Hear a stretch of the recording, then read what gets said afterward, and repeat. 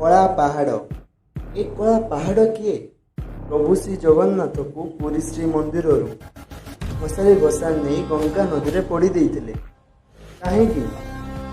ଓଡ଼ିଶା ମାଟିରେ ଜନ୍ମ ହୋଇ ଓଡ଼ିଶାର ମନ୍ଦିରମାନଙ୍କୁ ଭାଙ୍ଗି ଦେଉଥିଲା ଏ କଳା ପାହାଡ଼। ସତରେ କ'ଣ ରହିଛି ଏ କଳା ପାହାଡ଼ର କଳା କାହାଣୀ? ଆସନ୍ତୁ ଜାଣିବା ସମ୍ପୂର୍ଣ୍ଣ ଖବର କଳା ପାହାଡ଼ର ଗୁପ୍ତ ରହସ୍ୟ।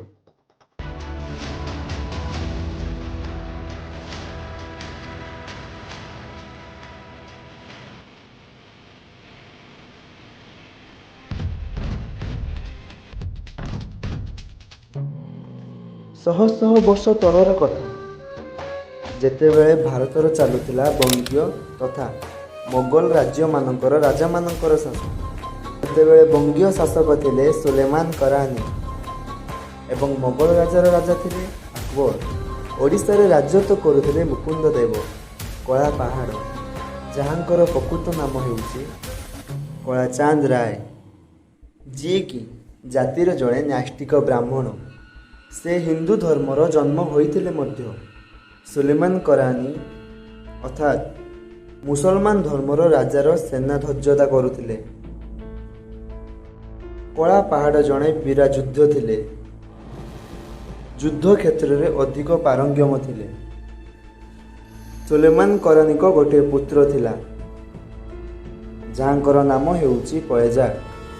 ତାଙ୍କର ଗୋଟିଏ ନାରୀକନ୍ୟା ମଧ୍ୟ ଥିଲେ। ସେ ନାରୀକନ୍ୟା ହେଉଛନ୍ତି ଦୁଲାରୀ। ଦୁଲାରୀ କଳା ପାହାଡ଼କୁ କାର୍ଯ୍ୟ ଉପରେ ଆକୃଷ୍ଟ ହୋଇ ତାଙ୍କୁ ଭଲ ପାଇବାକୁ ଲାଗିଲେ। କଳା ପାହାଡ଼ ଯିଏ ପ୍ରେମ ନିବେଦନ କଲେ। କଳା ପାହାଡ଼କୁ ମଧ୍ୟ ରାଜାଙ୍କ ଝିଅ ହୋଇଥିବାରୁ ତାଙ୍କୁ ମନା କରିପାରିଲେ ନାହିଁ। ସେ ମଧ୍ୟ ତାଙ୍କୁ ମନରୁ କିଛି ମାତ୍ରାରେ ଭଲ ପାଉଥିଲେ। ଏହାପରେ ଦୁଲାରୀ ଏକ ନିର୍ଣ୍ଣୟ ନେଲେ ଯେ କଳା ପାହାଡ଼କୁ ବିବାହ କରିବେ। କିନ୍ତୁ ବିବାହ କରିବା ପୂର୍ବରୁ ତାଙ୍କୁ ଏକ ସର୍ତ୍ତ ପାଳନ କରିବାକୁ ପଡ଼ିଲା। ଯେଉଁ ସର୍ତ୍ତଟି ହେଲା, କଳା ପାହାଡ଼କୁ ହିନ୍ଦୁ ଧର୍ମରୁ ମୁସଲମାନ ଧର୍ମକୁ ଧର୍ମ ପରିବର୍ତ୍ତନ କରିବା ପାଇଁ ପଡ଼ିବ। ସିଏ ବାଧ୍ୟ ହୋଇ ହିନ୍ଦୁ ଧର୍ମରୁ ମୁସଲମାନ ଧର୍ମକୁ ଧର୍ମ ପରିବର୍ତ୍ତନ କଲେ। ଏହାପରେ ସେ ଦୁହିଁଙ୍କ ବିବାହ ହେଲା। କିଛି ଦିନ ପରେ କଳା ପାହାଡ଼ ନିଜ ରାଜ୍ୟ ବର୍ତ୍ତମାନର ଓଡ଼ିଶାକୁ ଫେରି ଆସିଲେ। ଯେତେବେଳେ ସେ ଓଡ଼ିଶାକୁ ଫେରି ଆସିଲେ, ତାଙ୍କୁ ତାଙ୍କ ସମାଜ ଆଉ ତାଙ୍କ ମା ଗ୍ରହଣ କଲେ ନାହିଁ, କାରଣ ସେ ମୁସଲମାନ ଧର୍ମର ହୋଇସାରିଥିଲେ। ପୂର୍ବରୁ ତାଙ୍କର ଦୁଇଟି ହିନ୍ଦୁ ଧର୍ମର ସ୍ତ୍ରୀ କନ୍ୟାକୁ ସେ ବିବାହ କରିସାରିଥିଲେ। ଏହାପରେ କଳା ପାହାଡ଼ ନିଜ ସମାଜର ମୁଖିଆ ପାଖକୁ ଗଲେ। ସମାଜ କିନ୍ତୁ ତାଙ୍କୁ ଗ୍ରହଣ କରିବାକୁ ଅରାଜି ହେଲେ।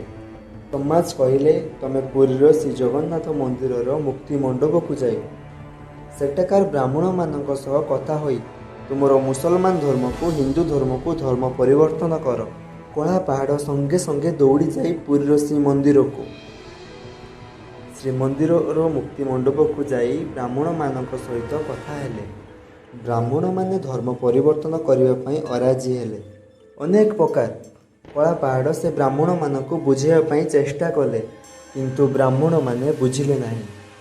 ଏହାପରେ କଳା ପାହାଡ଼ ସେହି ଜାଗାର ହିନ୍ଦୁମାନଙ୍କ ଉପରେ ଆକୃଷ୍ଟ ଭାବ ରଖି ବଙ୍ଗୀୟ ରାଜା ସୁଲେମାନ କରାନି ପାଖକୁ ଫେରି ଆସିଲେ। ସେହି ଦିନଠାରୁ ସେ ହିନ୍ଦୁ ଧର୍ମକୁ ତଥା ହିନ୍ଦୁ ଧର୍ମ ସମସ୍ତ ମନ୍ଦିରମାନଙ୍କ ଉପରେ ଆକୃଷ୍ଟ ଭାବ ରଖିଲେ। ଯେତେବେଳେ ଓଡ଼ିଶାର ଶାସନ କରୁଥିଲେ ମୁକୁନ୍ଦ ଦେବ, ବନ୍ଧୁତା ସ୍ଥାପନ କରିଥିଲେ ମୋଗଲ ରାଜା ଆକବରଙ୍କ ସହିତ।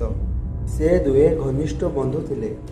ଯୁଦ୍ଧ ସମୟରେ ନିଜର ସୈନ୍ୟମାନଙ୍କୁ ଗୋଟିଏ ସାଙ୍ଗରେ ରଖି ଯୁଦ୍ଧ କରୁଥିଲେ, ଅର୍ଥାତ୍ ତାଙ୍କୁ କୌଣସି ରାଜ୍ୟର ରାଜା ହରାଇ ପାରୁନଥିଲେ।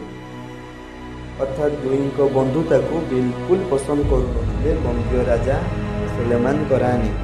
ସୁଲେମାନ କରାନି ନିର୍ଣ୍ଣୟ ନେଲେ ଯେ ମୁକୁନ୍ଦ ଦେବଙ୍କୁ ଆକ୍ରମଣ କରିବା ପାଇଁ। ସେ ନିଜର ସମସ୍ତ ସୈନ୍ୟ ଦଳକୁ ଧରି ସମସ୍ତ ଅସ୍ତ୍ରଶସ୍ତ୍ର ତଥା ସମସ୍ତ ସୈନ୍ୟ ଦଳକୁ ଧରି ନିଜର ପୁତ୍ର ପାୟେଜା ଓ କଳା ପାହାଡ଼କୁ ନେଇ ଆକ୍ରମଣ କଲେ। ଯେତେବେଳେ ମୁକୁନ୍ଦ ଦେବଙ୍କ ଉପରେ ଆକ୍ରମଣ କଲେ, ସେହି ସମୟରେ ମୁକୁନ୍ଦ ଦେବଙ୍କ ବନ୍ଧୁ ଅର୍ଥାତ୍ ମୋଗଲ ରାଜା ଆକବର ଅନ୍ୟ ଏକ ଯୁଦ୍ଧରେ ଲୀନ ଥିଲେ, ଯାହାଦ୍ୱାରା କି ସେ ସେହି ଯୁଦ୍ଧର ତାଙ୍କୁ ସାହାଯ୍ୟର ହାତ ବଢ଼ାଇ ପାରିଲେ ନାହିଁ। ଶେଷରେ ମୁକୁନ୍ଦ ଦେବ ଏକା ଲଢ଼ିଲେ।